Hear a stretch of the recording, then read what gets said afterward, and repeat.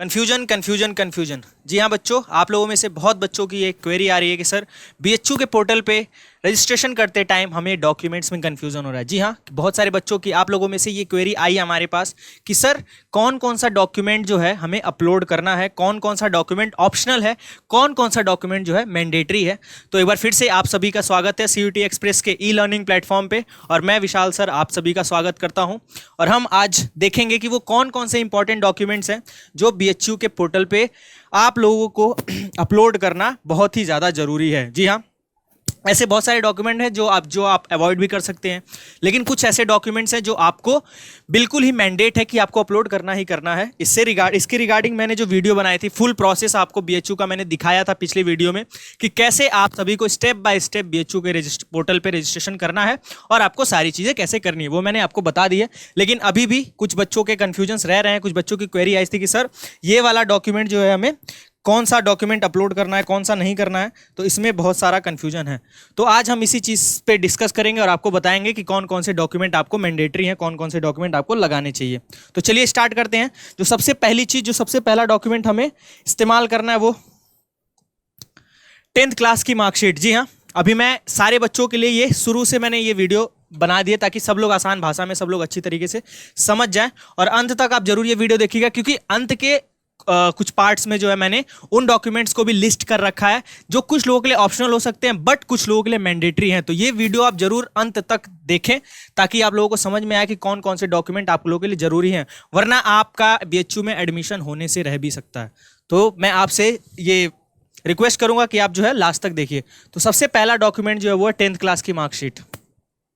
जी हाँ, सबसे मैंडेटरी चीज, सबसे पहला डॉक्यूमेंट, ये तो सबको पता ही है। आप लोगों ने सीयूईटी का जब रजिस्ट्रेशन किया था, पेपर दिया था, तो उस टाइम पे भी आप लोगों को 10th क्लास की मार्कशीट जो है सबसे पहली जो चीज़ थी वो आपको ये अपलोड करनी थी। तो आपको सबसे पहला जो डॉक्यूमेंट इसमें करना अपलोड वो है 10th क्लास की मार्कशीट।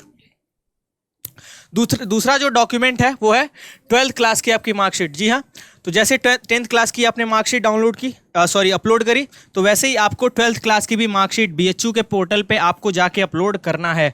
मैंने आपको बीएचयू के रजिस्ट्रेशन प्रोसेस के फुल वीडियो में ये बात बताई भी थी कि कौन कौन सी चीज़ें और कैसे करनी है। तो 12th की मार्कशीट, जी हाँ, आप किसी भी यूनिवर्सिटी, किसी भी बोर्ड से पढ़े हो, उसकी आपको जो है 12th क्लास की मार्कशीट आपको जमा करनी है। जी हाँ, आइदर अगर आपके पास फिजिकल में है तो ठीक है, उसको आप स्कैन करके अपलोड कर सकते हो। 500 KB से नीचे की होनी चाहिए वो डॉक्यूमेंट, ठीक है। अगर नहीं है तो आप डिजी लॉकर, क्योंकि जो भी सरकारी कॉलेजेस या यूनिवर्सिटीज़ हैं उनमें जो है डिजी लॉकर भी एक्सेप्टेबल है, तो आप वहाँ से भी अपलोड कर सकते हैं, या फिर आप जो है आपके पास अगर फिजिकल पड़ा है तो उसको आप स्कैन करके आप अपलोड कर सकते हैं। तो ये थी दूसरी डॉक्यूमेंट जो बहुत ही ज़रूरी है। बात करते हैं अगले डॉक्यूमेंट की। तो ये देखिए, आप जब रजिस्ट्रेशन कर रहे होते हैं तो आपको एनसीसी या एनएसएस का एक आपको सेक्शन मिलता है। आपको उसमें, क्योंकि 4-5 सेक्शन है पूरे बीएचयू के पोर्टल पे जब आप रजिस्ट्रेशन करते हैं तो काउंसलिंग प्रोसेस के लिए, तो एनसीसी और एनएसएस का भी आपके पास ऑप्शन आता है। तो जिन बच्चों ने स्कूल में एनसीसी या एनएसएस कर रखा है या फिर उनमें अपनी सेवाएं दे रखी हैं, तो आपको जो है वो भी अपलोड करना है। जी हाँ, तो आपको वो ऑप्शन तो पहले आएगा। जी हाँ, पहले तो आप सेलेक्ट करोगे वहाँ पे, पहले जो तीसरा सेक्शन या चौथा सेक्शन आई थिंक है पोर्टल में, तो आप तो सबसे पहले सेलेक्ट करोगे कि एनसीसी आपने कर रखी है या एनएसएस में आपने सर्विस दे रखी है। तो अगर ये दोनों आपने कर रखी है, इनमें से कोई एक कर रखी है, तो आपको उसका सर्टिफिकेट देना ही पड़ेगा। जी हाँ, आपको प्रूफ देना पड़ेगा कि आपने जो है एनसीसी या एनएसएस कर रखा है या नहीं, क्योंकि ये जो है आप लोगों के काउंसलिंग प्रोसेस में बहुत हेल्प करेगा। आप आगे क्या करना चाहते हो सकता है आप एनसीसी में जाओ या उसमें आगे कैरी फॉरवर्ड करो, तो उसमें आपके लिए बहुत इंपॉर्टेंट होने वाला है। अगर आपने किया है, स्कूल लेवल का सर्टिफिकेट आपके पास है, ऐसे स्कूल लेवल का सर्टिफिकेट आपको मिलता है, अगर आपके पास है तो आप जो है जरूर से उसको अपलोड करिए। तो ये भी आपको ध्यान रखने वाली जरूरत है।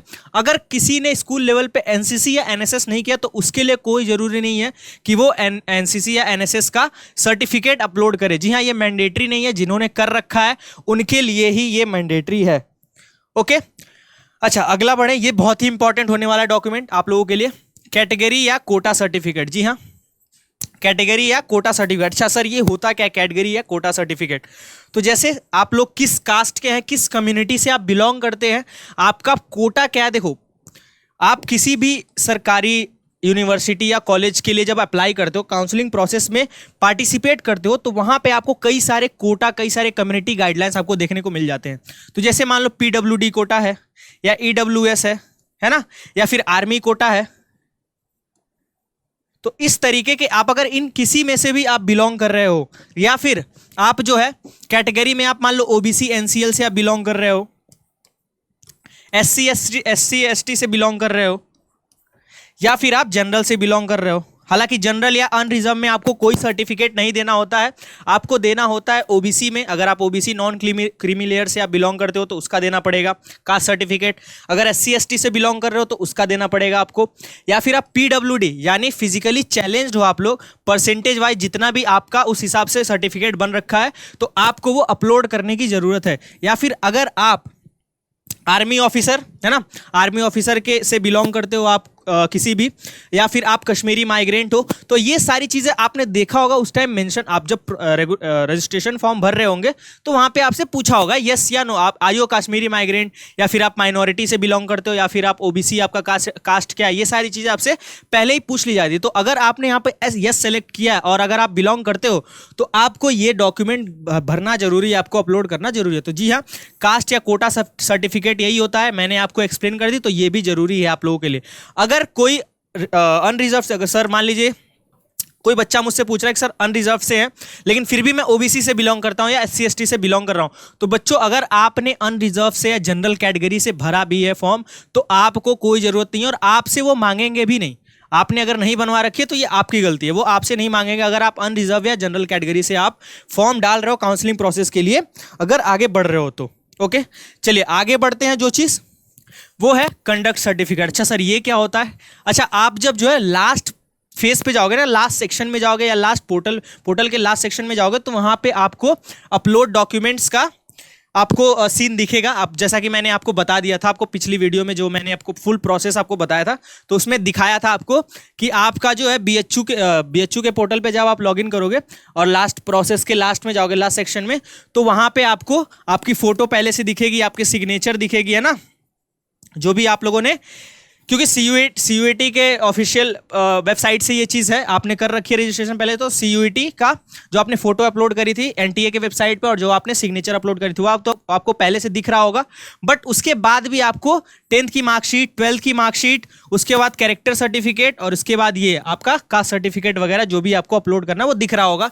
तो उसी में से एक है कंडक्ट सर्टिफिकेट। कंडक्ट सर्टिफिकेट का मतलब होता है कैरेक्टर सर्टिफिकेट। जी हाँ, मतलब आपका व्यवहार जो है, आपका कैरेक्टर स्कूल में किस तरीके से रहा। और मैं आप लोगों के लिए एक इंपॉर्टेंट नोटिस बता दूं कि ये आपके लिए बिल्कुल ऑप्शनल है। जी हाँ, मैं वीडियो के शुरू में इसी चीज की बात कर रहा था कि कुछ डॉक्यूमेंट आपके लिए ऑप्शनल हो सकते हैं, उनमें से एक है ये कंडक्ट सर्टिफिकेट। तो आप इसको देख के बिल्कुल भी मत घबराएं कि आपको ये देना ही देना है। अगर आपके पास नहीं है तो भी कोई दिक्कत वाली बात नहीं है, उससे आपके रिजल्ट पे, आपके काउंसलिंग प्रोसेस पे कोई भी फर्क नहीं पड़ेगा।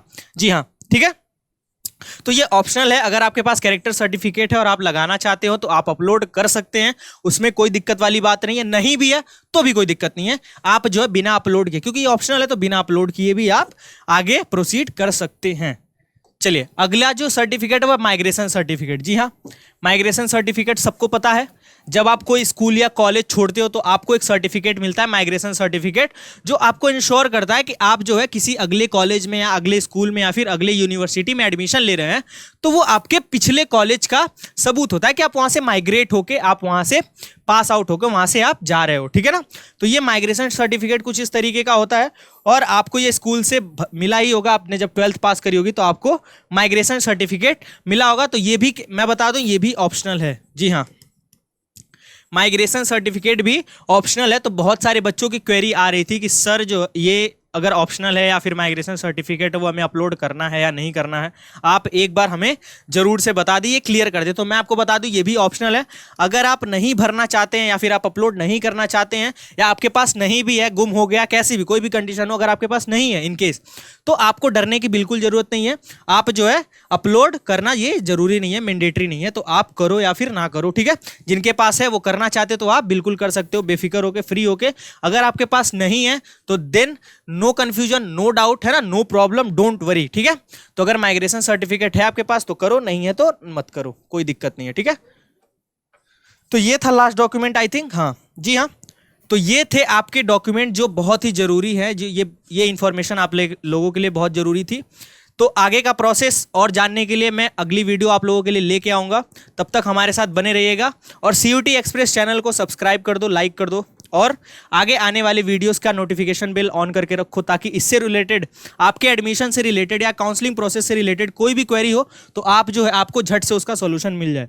तो आज की वीडियो में बस इतना ही, आगे बढ़ते हैं और मिलते हैं अगली वीडियो में। Thank you.